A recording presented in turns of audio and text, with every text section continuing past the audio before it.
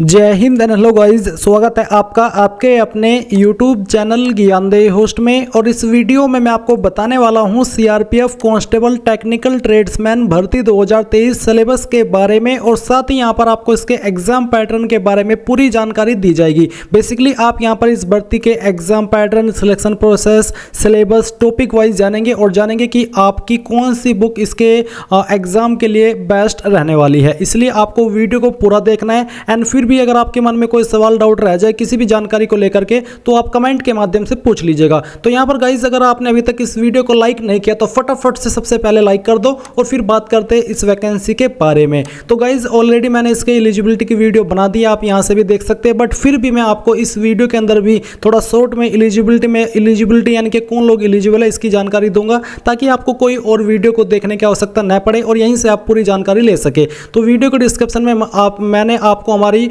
Website jobsgyan.in का link दिया है। जैसे ही आप ये लिंक ओपन करेंगे, आप यहाँ पर नीचे आकर के ऑफिशियल नोटिफिकेशन पीडीएफ को ओपन कर सकते हैं। इसमें आप जानेंगे कि आप लोग इस फॉर्म को 27 मार्च 2023 से लेकर के 25 अप्रैल 2023 तक भर पाएंगे। एंड जो आपका एडमिट कार्ड रिलीज होगा कंप्यूटर बेस्ड टेस्ट का, यानी कि जो आपका एग्जाम है ये ऑनलाइन होगा और पहले आपका एग्जाम ही होगा। तो ये आपका 20 जून 2023 से 25 जून 2023 के बीच में हो जाएगा। एंड फिर जो आपकी एग्जाम की डेट है वो 1 जुलाई 2023 से 13 जुलाई 2023 के बीच में रखी है। तो ये आपने यहाँ पर इंपॉर्टेंट डेट्स जानी। इसके बाद में यहाँ पर गाइज आप देख सकते हैं कि कौन से स्टेट में, किस ट्रेड में या फिर किस पोस्ट पर कितनी वैकेंसी निकाली गई है। यहाँ पर आपको सभी ट्रेड के नाम दिए हैं। इसमें आपकी टोटल वैकेंसी 9212 है, जिसमें कि मेल कैंडिडेट के लिए 9105 और फीमेल के लिए 107 है। सैलरी आपको 21,700 रुपये से लेकर के 69,100 रुपये इस पोस्ट पर दी जाएगी। इसमें यहाँ पर कुछ वैकेंसी आपकी जो है वो पायनियर विंग यानी कि टेक्निकल के लिए है, जिसमें कि कांस्टेबल पायनियर, इसमें टोटल वैकेंसी आपकी 11 है। कौन से ट्रेड के लिए कितनी है, किस कैटेगरी में, वो आप यहां पर इस टेबल में देख सकते हैं। फिर आती है आपकी एज लिमिट की जानकारी। तो एज लिमिट आपकी कांस्टेबल ड्राइवर की पोस्ट पर 21 से 27 साल के बीच है। एंड एज आपकी 1/8/2023 तक काउंट की जाएगी। ये बात हो रही है जनरल कैटेगरी कैंडिडेट की, क्योंकि गवर्नमेंट रूल्स के अकॉर्डिंग SC/ST कैंडिडेट को 5 साल की और OBC को 3 साल की छूट एज में दी जाएगी। फिर जो कांस्टेबल और ये जो आपके यहाँ पर ट्रेड दिए गए, इन ट्रेड पर अप्लाई अगर आप कर रहे हैं तो आपकी एज 18 से 23 साल के बीच रखी है। एंड यहाँ पर भी अलग से SC/ST को 5 साल की और OBC को 3 साल की छूट दी जाएगी। फिर आप यहाँ पर थोड़ा शॉर्ट में इसकी क्वालिफिकेशन भी जान ही लीजिए। तो जो आपकी कांस्टेबल ट्रेड्समैन ड्राइवर की पोस्ट है, इस पर अप्लाई करने के लिए 10वीं पास की योग्यता, साथ ही आपके पास heavy transport vehicle driving licence होना चाहिए। एंड आपको जो ड्राइविंग टेस्ट है, जब आपका रिक्रूटमेंट टेस्ट होगा, वो पास करना होगा। कोई सर्टिफिकेट नहीं मांगा, बस आपके पास heavy transport vehicle driving licence होना चाहिए। फिर जो constable tradesman mechanic motor vehicle की पोस्ट है, इस पर अप्लाई करने के लिए 10वीं पास की योग्यता। एंड साथ ही आपसे 2 ईयर का ITI का सर्टिफिकेट मांगा है मैकेनिक मोटर व्हीकल के अंदर। ये नहीं है तो आपके पास यहाँ पर नेशनल स्टेट अप्रेंटिसशिप सर्टिफिकेट होना चाहिए मैकेनिक मोटर व्हीकल के अंदर। 3 ईयर का ड्यूरेशन का ये सर्टिफिकेट आपका रहना चाहिए। फिर जो आपके अन्य ट्रेड बचते हैं, इन पर अप्लाई करने के लिए आपसे 10वीं पास की योग्यता। एंड जो भी आप ट्रेड अप्लाई कर रहे हैं, उस ट्रेड पर जो काम होते हैं, जैसे कि कुक में खाना बनाना, गार्डनर में माली के काम, तो वो काम आपको आने चाहिए। कोई सर्टिफिकेट नहीं मांगा, बस वो काम आपको आने चाहिए। तो गाइज, आपने यहाँ पर क्वालिफिकेशन की जानकारी जानी। फिर यहाँ पर जो आपकी एप्लीकेशन फीस है वो भी आप देख लीजिए। तो इसमें जनरल, OBC, EWS को 100 रुपये फीस पे करनी होगी। एंड जो SC/ST and all category female है, इनके लिए कोई फीस नहीं होगी, ये फ्री में अप्लाई कर पाएंगे। अब गाइज, यहाँ पर आपकी जो सेंटर सिटी है कंप्यूटर बेस्ड टेस्ट की, वो आप देख लीजिए। यहाँ पर कौन से स्टेट में किस किस सिटी में आपका एग्जाम सेंटर रहेगा, वो आप यहाँ पर देख सकते हैं। आई होप आपको जब फॉर्म फिल करने का मौका मिले, वहाँ पर एक ऑप्शन मिल सकता है जहाँ पर आप अपनी चॉइस की 2 या 3 एग्जाम सिटी को सिलेक्ट कर पाए। अगर ऐसा है तो अच्छी बात होगी, ताकि आपको ज़्यादा दूर कहीं पर फेंका ना जाए आपके एग्जाम सेंटर के लिए।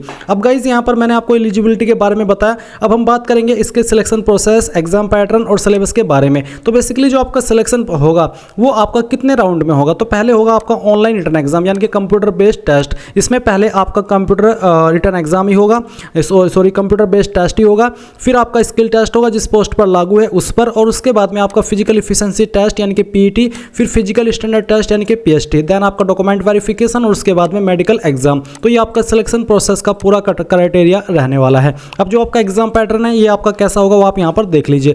तो बेसिकली आपका, जैसे कि मैंने कहा कि कंप्यूटर बेस्ड टेस्ट होगा, इसमें आपके ऑब्जेक्टिव टाइप होते हैं बहुविकल्पीय क्वेश्चन, जहां पर आपको एक क्वेश्चन के लिए 4 विकल्प दिए जाते हैं। आपका पेपर 100 मार्क्स के लिए रहेगा और इसमें यहाँ पर 100 क्वेश्चन आपको एग्जाम के अंदर देखने को मिलेंगे। आप देख सकते हैं कि कौन से सब्जेक्ट से कितने क्वेश्चन आएंगे और उसके लिए आपको कितने नंबर दिए जाएंगे। बेसिकली प्रत्येक सब्जेक्ट से 25 क्वेश्चन और प्रत्येक सब्जेक्ट के लिए आपको 25 नंबर दिए जाएंगे। नाउ गाइज मैं आपको बताना चाहूँगा एसके बुक्स रीजनिंग के बारे में, जो कि हिंदी और इंग्लिश दोनों के अंदर अवेलेबल है। और इस बुक को पब्लिश किया गया है Shri Krishnan publisher private limited, जो कि इंडिया की one of biggest book publication company है, जिसके द्वारा बेहतरीन बुक पब्लिश की जाती है, जहां पर आपको सभी जानकारी बहुत ही अच्छे से दी जाती है। एंड अगर मेनली बात करें इस बुक की, तो इस बुक के अंदर आपको क्या क्या देखने को मिलेगा वो आप लोग जान लीजिए। इसमें आपको वर्बल, नॉन वर्बल और लॉजिक का कंप्लीट और कॉम्प्रिहेंसिव कलेक्शन मिलेगा। साथ ही आपको टॉपिक वाइज प्रत्येक पॉइंट का इजी एक्सप्लेनेशन भी इस बुक के अंदर मिलेगा। इसके अलावा based on new competitive exam pattern, यानी कि पूरे न्यू कॉम्पिटिटिव एग्जाम पैटर्न के साथ में ये बुक आपको मिलने वाली है। इसी के साथ with shortcut tricks and practice exercise, यानी कि शॉर्टकट ट्रिक्स भी इस बुक के अंदर होगी, प्रैक्टिस एक्सरसाइज भी इस बुक के अंदर होगी। तो ये एक आपकी बेस्ट बुक है आपकी रीजनिंग की प्रिपरेशन करने के लिए। चाहे आप किसी भी एग्जाम की रीजनिंग की प्रिपरेशन कर रहे हैं तो आप लोग इस बुक को परचेज कर सकते हैं। बाय करने का लिंक आपको वीडियो के डिस्क्रिप्शन में दिया है, चाहे हिंदी में बाय कर लीजिए या फिर इंग्लिश में। और कोई सवाल डाउट हो तो आप पूछ लीजिएगा। इसमें आपका general knowledge and general awareness भी है, एलिमेंट्री मैथमेटिक्स भी है और इंग्लिश हिंदी भी है। तो इन सब्जेक्ट से आपके जो क्वेश्चन है वो आने वाले हैं। एग्जाम करने के लिए आपको 2 घंटे का समय दिया जाएगा। अभी इस वीडियो के अंदर मैं आपको जो बुक सजेस्ट करने वाला हूं अभी के लिए, वो मैं आपको जो आपका पर्टिकुलर सब्जेक्ट है रीजनिंग, इसके लिए सजेस्ट करूंगा। एंड जब मैं फॉर्म फिलअप की वीडियो बनाऊंगा और जो आपकी उसमें जहां पर आपको जानकारी दी जाएगी फॉर्म फिलअप की, उसमें मैं आपको एक पर्टिकुलर बुक सजेस्ट करूंगा जो कि आपकी कांस्टेबल ट्रेड्समैन के लिए बेस्ट रहने वाली है। तो तब तक के लिए आपको वेट करना है, ज़्यादा जल्दबाजी नहीं करनी है बुक को परचेज करने में। अभी के लिए आप रीजनिंग वाली जो मैं बुक आपको सजेस्ट किया हूँ इस वीडियो में, वो आपको परचेज कर लेनी है। परचेज करने का लिंक इस वीडियो के डिस्क्रिप्शन में दिया है। फिर यहाँ पर आपके जो इसमें कुछ पॉइंट्स है वो आप जान लीजिए। जैसे कि मैंने कहा कि आपके क्वेश्चन बहुविकल्प पे होंगे।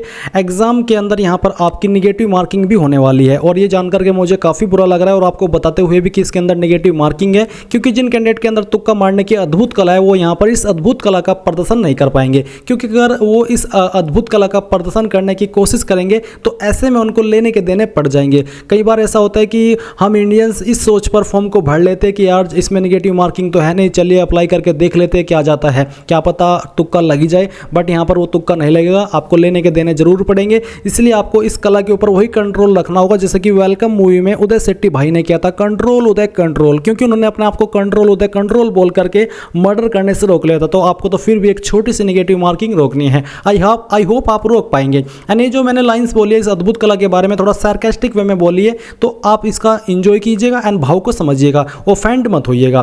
तो आपने यहाँ पर इसके पॉइंट्स जाने।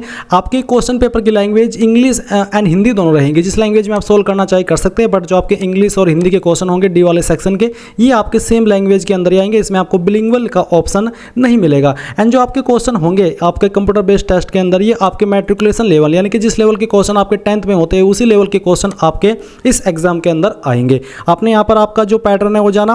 फिर आते हैं आपका सिलेबस। तो जो आप यहाँ पर सिलेबस देख सकते हैं आपका टॉपिक वाइज है। जैसे कि जनरल इंटेलिजेंस एंड रीजनिंग में आपके जो क्वेश्चन कवर किए जाएंगे वो आपके इन सभी टॉपिक से किए जाएंगे जो कि यहाँ पर दिए गए हैं। जैसे कि analytical aptitude and ability to observe and distinguish patterns will be tested through question principally of non verbal type. साथ ही इसमें क्वेश्चन आएंगे आपके spatial visualisation, spatial orientation, visual memory, discrimination, observation, relationship, concept, arithmetical reasoning and figural classification. तो ये सभी आपके topics होने वाले हैं। फिर जो आपका यहाँ पर general knowledge and general awareness में वैसे तो कहीं से भी क्वेश्चन आ जाते हैं, बट फिर भी आपका जो मेन फोकस रहेगा वो आपको इन्होंने बताया कि आपका फोकस होगा India and its neighbouring countries specially pertaining to sports, history, culture, geography, economic, science, general policy, Indian constitution, scientific research etc. These questions will be such that they do not require a special study of any discipline. यानी कि इन्होंने आपको ये कहा है कि ये कुछ ऐसे टॉपिक्स हैं जिनके लिए आपको कोई स्पेशल स्टडी करने की आवश्यकता नहीं पड़ती है, इसकी आवश्यकता नहीं होती है। आप अगर अब पिछले 5-6 महीने के अंदर कुछ क्या घटा है, आप उसके लिए न्यूज़ देखते हो, मैगजीन पढ़ते हो, तो आपको तब भी ये जो टॉपिक्स है वो क्लियर करने के लिए काफ़ी कुछ मटेरियल मिल जाएगा। फिर एलिमेंट्री मैथमेटिक्स में आपका फोकस रहेगा number system, computations of whole numbers, ratio and proportion, average, interest, profit and loss, discount, mensuration, इनके ऊपर। इंग्लिश हिंदी में आपका फोकस होगा। इंग्लिश हिंदी में आपको बोला कि candidates ability to understand basic English या फिर basic Hindi and his basic comprehension question would be tested. Basically आपके यहाँ पर आप बोल ही दिया कि आपकी बेसिक नॉलेज से जुड़े हुए क्वेश्चन आपके हिंदी इंग्लिश में इस सब्जेक्ट में आने वाले हैं। इसके बाद गाइज होगा आपका स्किल टेस्ट जिस पोस्ट पर लागू है, बट फिर आपका जो फिजिकल स्टैंडर्ड टेस्ट है वो होगा। अब इसमें क्या रहेगा वो भी आप यहाँ पर जान लीजिए। इसमें जो आपकी हाइट रखी गई है मेल कैंडिडेट में वो 170 सेंटीमीटर है कम से कम, और फीमेल में 157 सेंटीमीटर है। बट यहाँ पर कुछ को छूट भी दी गई है हाइट के अंदर। तो किन को छूट है वो देख लीजिए। एसटी को यहाँ पर छूट दी गई है, यानी कि एसटी कैंडिडेट अगर मेल है तो 162.5 सेंटीमीटर की हाइट से भी अप्लाई कर सकते हैं, एंड जो फीमेल है वो 150 सेंटीमीटर की हाइट से अप्लाई कर पाएंगे।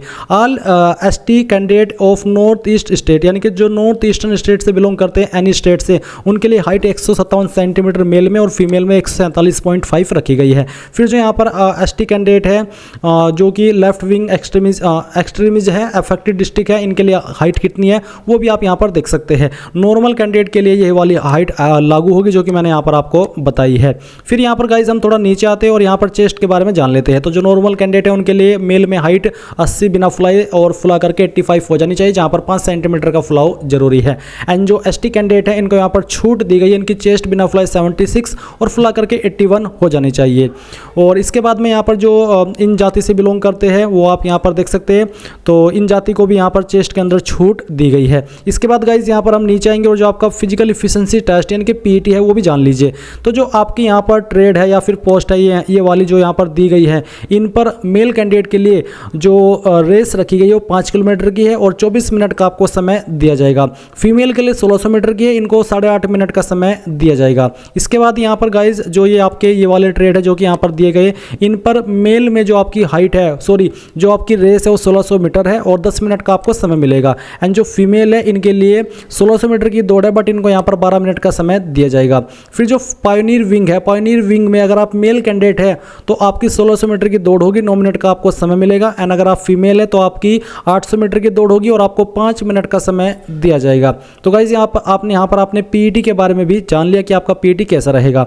इसके बाद में आपका जो ट्रेड टेस्ट है वो होगा ट्रेड टेस्ट, यानी कि जो आपका स्किल टेस्ट है वो जो कि आपकी पोस्ट के ऊपर लागू होगा उसके अकॉर्डिंग। जैसे कि अगर आप ड्राइवर की पोस्ट पर अप्लाई किए हो, बेसिकली पहले तो आप ये देख लीजिए, इसमें आपको बोला कि trade test will be conducted through practical assessment and will be qualifying nature, यानी कि आपको क्वालिफाइड नेचर का रहेगा, इसमें आपको कोई नंबर प्राप्त करने की आवश्यकता नहीं है। बट फिर भी आपको बोला है कि out of 50 marks for practical trade test a candidate must secure, यानी कि आपको अगर आपने 20 मार्क्स इसमें प्राप्त कर लिए 50 में से तो आप क्वालिफाई कर जाएंगे। क्वालिफाई नेचर का मतलब ये होता है कि ये नंबर आपके जो आपकी फाइनल मेरिट लिस्ट बनेंगी उसमें नहीं जुड़ेंगे, सिर्फ आपको क्वालिफाई करना है।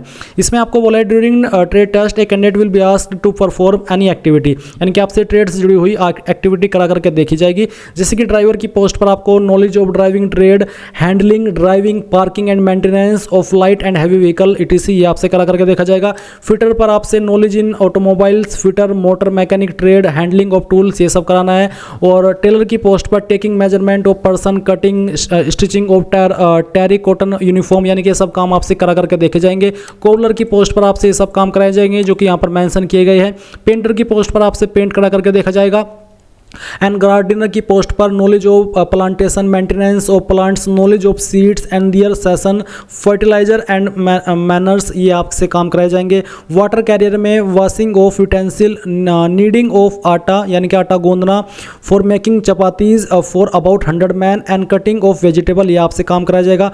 बार्बर, हेयर ड्रेसर इसमें आपसे handling of tools, hair cutting and shaving of man for barber and handling of tools, hair cutting of महिलाज फॉर हेयर ड्रेसर फीमेल, ये सब काम आपसे कराए जाएंगे। बाकी के जो ट्रेड है उनके काम भी आप यहाँ पर देख सकते हैं। देन आपका डॉक्यूमेंट वेरिफिकेशन होगा, इसमें कौन कौन से डॉक्यूमेंट मांगे जाएंगे तो ये आप यहाँ पर उन डॉक्यूमेंट की लिस्ट देख सकते हैं। तो गाइज आपने यहाँ पर इसके बारे में कंप्लीट जानकारी जान ली है। अगर अभी भी आपको कोई सवाल डाउट रह गया इसके exam pattern, syllabus, selection process को लेकर के तो आप कमेंट के माध्यम से पूछ लीजिएगा। तो ये थी आपकी CRPF constable, tradesman, technical tradesman और नॉर्मल ट्रेड्समैन की सिलेबस की। आई होप आपने सभी जानकारी समझ ली होगी। अगर अभी तक वीडियो को लाइक नहीं किया तो कर दीजिए एंड चैनल को सब्सक्राइब करके बेल आइकन ऑन कर लीजिए। Thanks for watching. जय हिंद।